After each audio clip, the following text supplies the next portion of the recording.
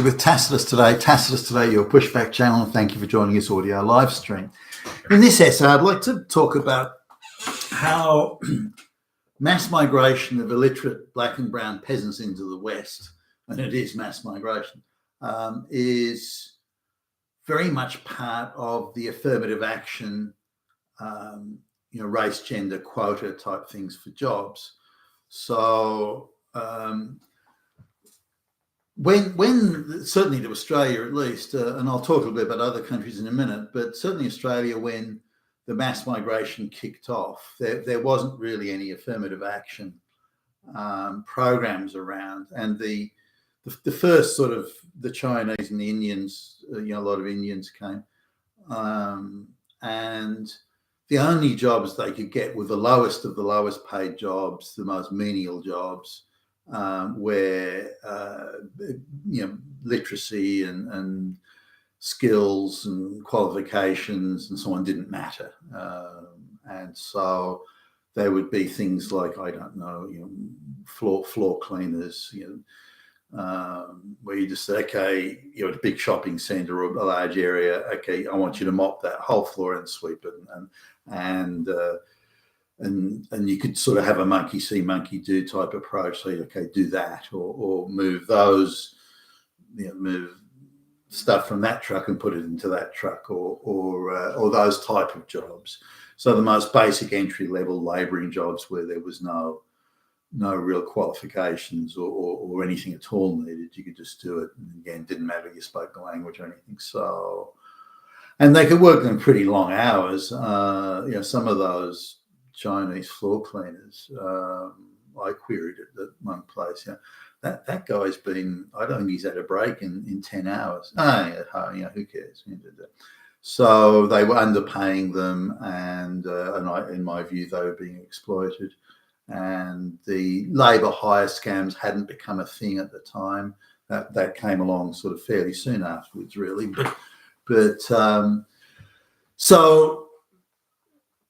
So there was a problem, though, because the Indians in particular, who could speak some English, or the ones that came earlier on that I saw, was they struggled to get jobs, or people from any country, any sort of brown and black country, they really struggled to get employment.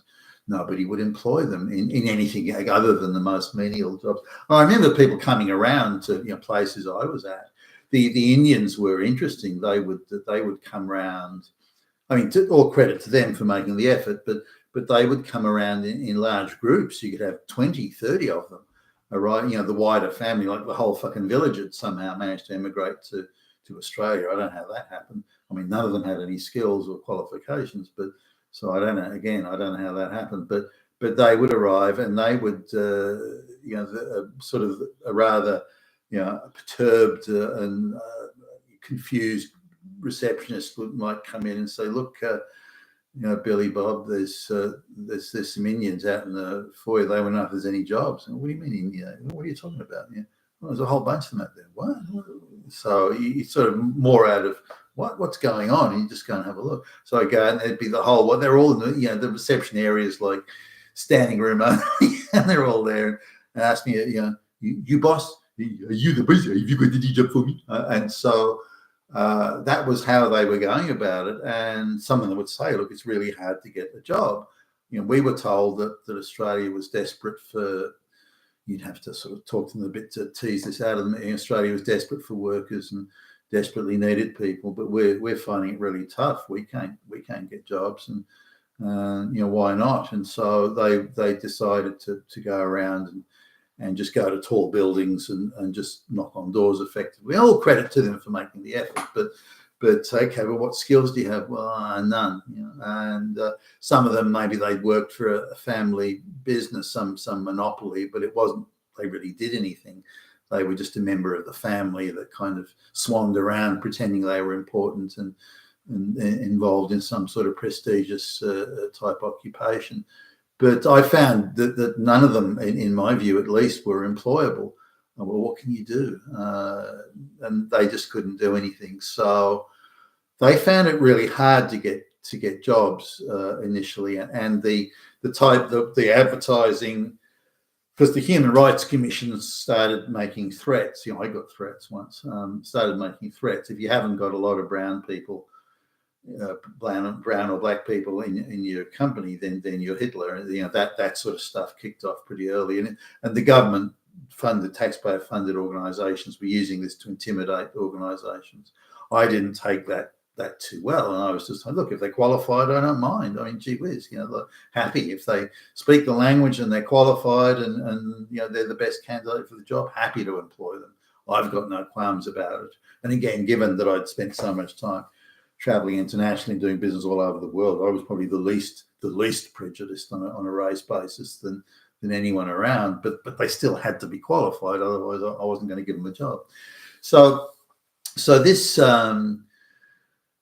also played out, say, in adverts on job boards and things like, online job boards, which were sort of becoming a thing at the time. It hadn't quite made the transition from newspapers to online employment job boards, but it was in the process of happening. And you could see the adverts would say you must have excellent English, you must be able to read and write excellent English. We're going to give you an oral and a written test. You must prove that you have these qualifications and so on. So it was quite rigorous, and because particularly the Indians were claiming to have, or people coming from any other country where corruption is a normal way of life, claiming to have qualifications that they clearly didn't, then, and I don't know how they thought they were going to get away with it, because a few of them that were employed, apart from the bluster and the obfuscation and the ducking and diving, it wasn't long before you'd find out they actually couldn't do it. But they seemed to be quite wounded and hurt that, well, gee whiz, if you hadn't asked me difficult questions, you never would have found out. So, no, they did. Again, coming from corrupt third world countries, they didn't understand that you have to do the job. You've got a job to do, you have to do it. And this was something they just couldn't comprehend. And even today, it's the same. They still don't comprehend it, or many of them. So this was an interesting thing. So the mass migration was ramping up, but the ability of these brown people to get jobs on a merit basis was really difficult. They were having a tough time, and the entire employment sector saying, no, if you can't speak a language and you've got no skills or qualifications, you're not going to get a job. End of story. Because we're still primarily a merit, not that it was a perfect setup, it wasn't, but it was still primarily a merit-based employment system. That all changed suddenly, quite suddenly. It changed within less than 12 months, where somehow these big multinational companies, many other companies too, but certainly government departments, the public service, they abruptly switched away from a merit-based system to a quota system. So suddenly brown and black people, particularly women, were getting jobs that they could possibly have got, not possibly have got on a merit basis. And so if you couldn't speak English, who cares? If you spoke English with such an accent that no one could understand you, doesn't matter. If you had no qualifications, or you claim to have a degree that you obviously didn't, or experience that you obviously didn't, then the government department would studiously not check on your employment history. Now, if you're a straight white male, they go into heavy detail checking. They want to know if you've got even a comma out of place. But if you're an affirmative action hire and you're not qualified, or you've put a whole lot of nonsense on your employment form, nobody cares. You're a brown female. You're an oppressed class, and so they introduced a lot of ideology into these quotas. So all these people are oppressed victims by the white patriarchy, supremacy, by all these fascist Nazi, by Hitler. So we have to cut them a break, and we just have to say, well, you don't have to meet any standard. You don't have to meet any criteria. We'll just give you the job. And they massively expanded the public service. There are public service departments that maybe had 5,000 employees in them, and the number was expanded to 12,000. And those extra 7,000 jobs were almost exclusively given to to brown and black people. And there was nothing to do. They shuffled papers in a circle around the top of their desk or something. There was nothing actually to do. So they invented things like attending meetings. And this is where you see this. I've gone into some government departments where no one's doing anything, but everyone's attending a meeting. And what's the meeting? Well, no one really knows what it's about. No one knows what it's for. No one understands its purpose. No one knows where it's going.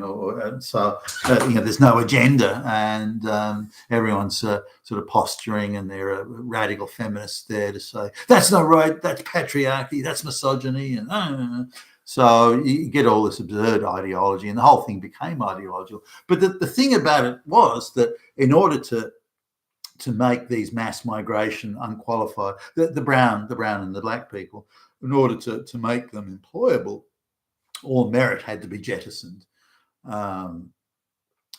Everything had to be set aside that would be enormous. So the standards that apply to a white applicant, straight white male applicant, don't apply to these other people, which is why so many of these low quality, third world people are getting into these jobs only through the affirmative action and the quotas. You have to have a certain number of brown people, a certain number of brown women, and so on. A certain number of lesbians.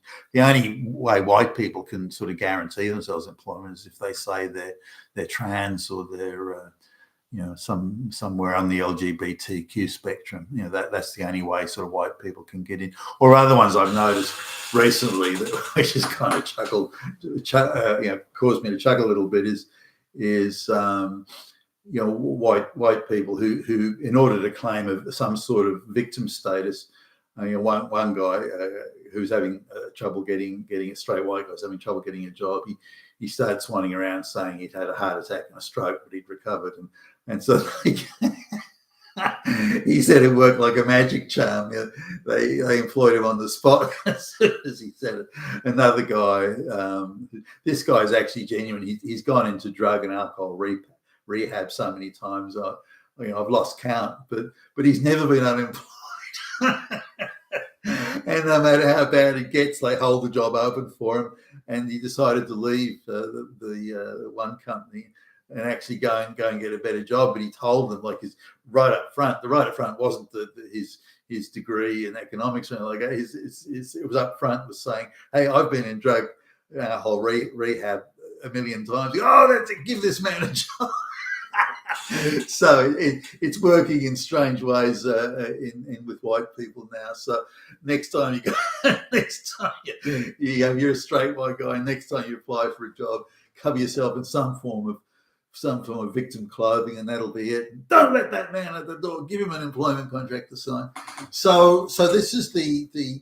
But what we need to understand is, as long as mass migration stays in, we have to understand these are illiterate peasants from the third world, from corrupt basket case shithole countries being brought into the West in massive, not in small numbers, not sprinkled here or there, but in massive numbers.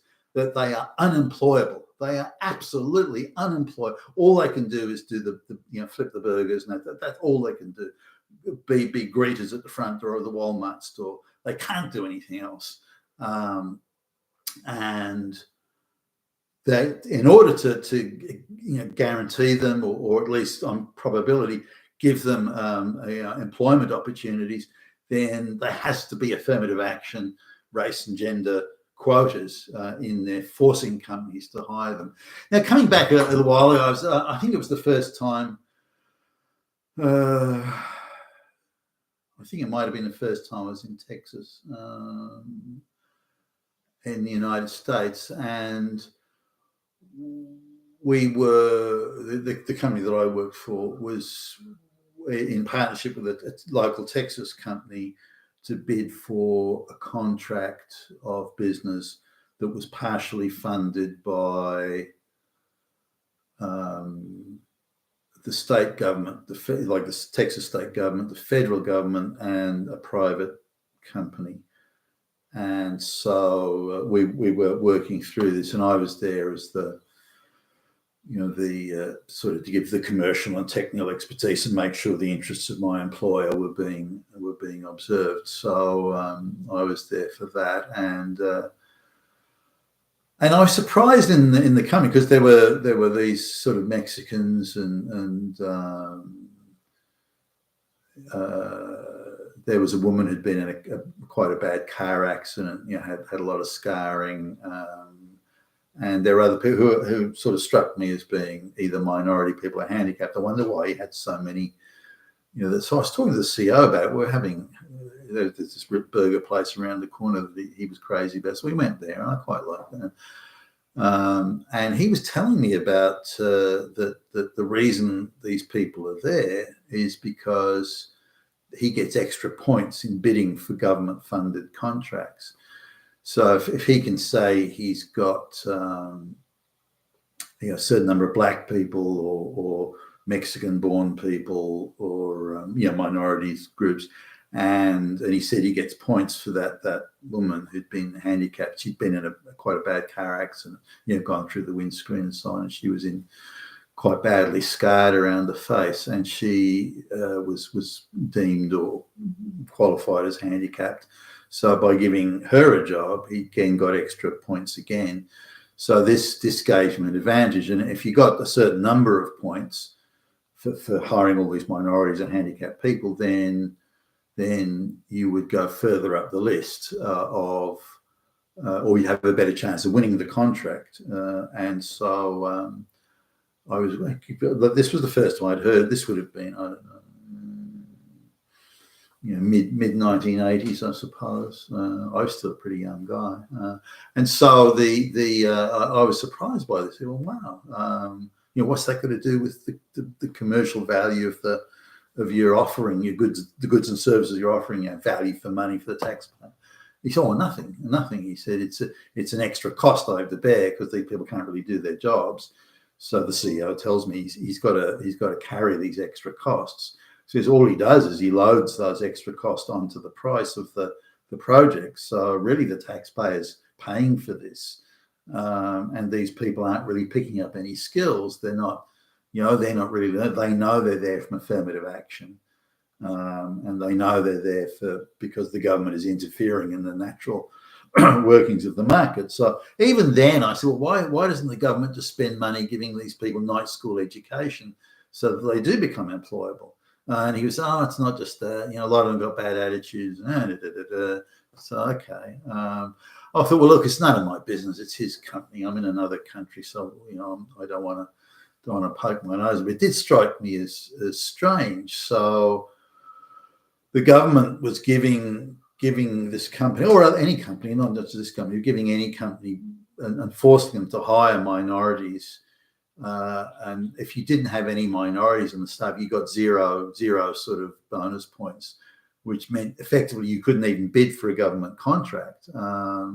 And the companies that had the highest points for hiring minorities as a percentage, I think, of their total employee base it was, they would really make the short list, and then they would pick presumably the best value.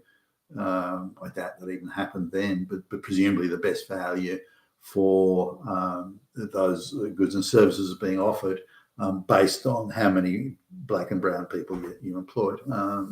So I thought that was, oh well. Now, really what we're seeing in the affirmative action quotas is a massive expansion of that. But at the time, it was, there was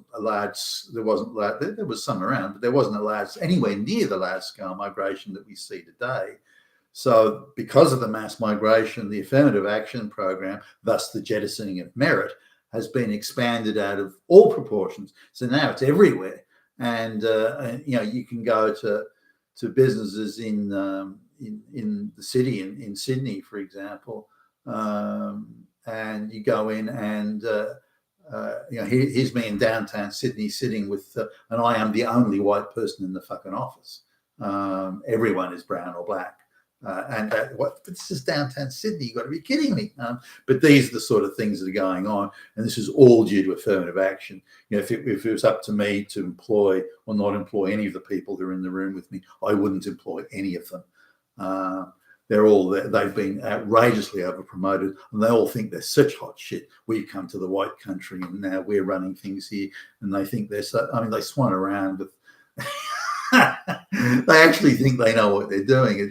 So, but this is the thing. So on one side, we're being torn to pieces with mass immigration to people that cannot assimilate, can't find jobs, don't want to socially assimilate, who bring nothing with them of value other than their cheap labour, which means that Australian business or Western business becomes lazier and lazier and lazier because they've got all this cheap labour flooding in. So instead of being efficient, capable managers, hey, who cares? We've got this cheap labour. We can be as managers, we can be as useless as we want to be.